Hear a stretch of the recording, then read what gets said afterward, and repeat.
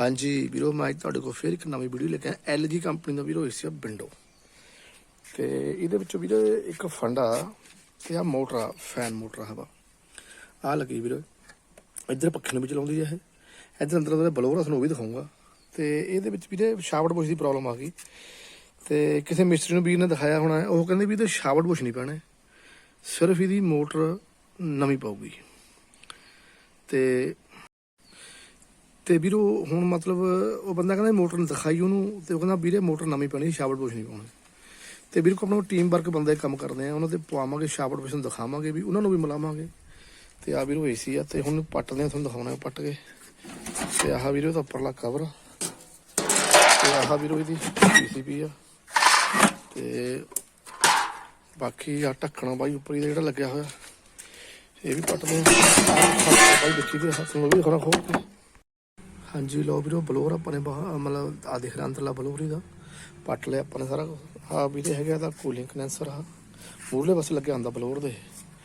ते आ वीरो है हीट कंडेंसर पखा जो वीरे बाहर कटांगे आ कर लिया भाई कला कला अपने हाँ ते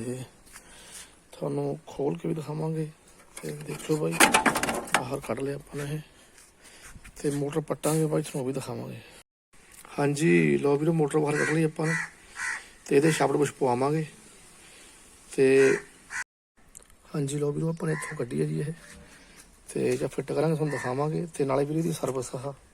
सर्विस भी करांगे दोए कंडेंसरां दी इधरों भी वीरे चंगी तरह अंदरों धो के वाशिंग करांगे तो आ भी फिट करांगे तुहानूं दिखावांगे चंगी तरह बलोर भी साफ करांगे वीरे दिखावांगे तुहानूं ये भी चंगी तरह तो उन्होंने आ जिहड़ा गंदगी सारी साफ करांगे वीरे कैमिकल मार के फिट कर देगा वीडियो भी दिखाऊंगा भाई हाँ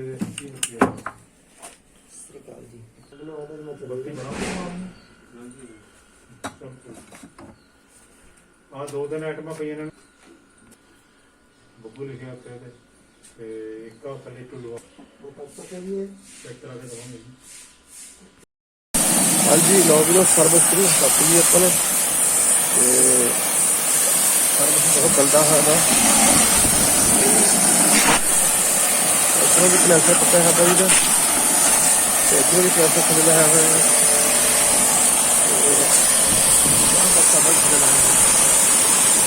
कंडेंसर अपन ये भी खुला है गंदगी है हाँ जी लो वीरो कैमिकल मारता ही लग गया उबलना चंगी तरह कैमिकल ना इधर भी मारता करते चंगी तरह अंदरों पास भाई उबल लग गया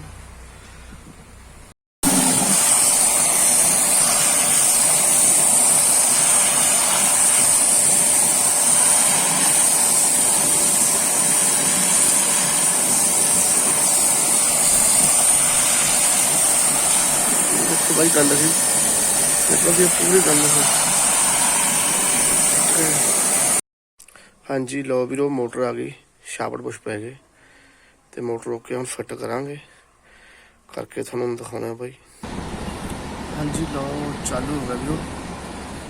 तो चलता है फैन भी मोटर तो फिटिंग भी हो गई है चंगी तरह चल रहा है इस टाइम चल रहा है तो लो वीरो कोई आवाज़ नहीं थी कोई कुछ नहीं है ओके रिपोर्ट है फैन है चंगी तरह चल रहा है जी लो वीरो चालू हो गया जी चल रहा है इस टाइम तो फिट हो गया तो मिलता वीरो फिर अगली वीडियो लाइक भी करो तो वीडियो शेयर भी करो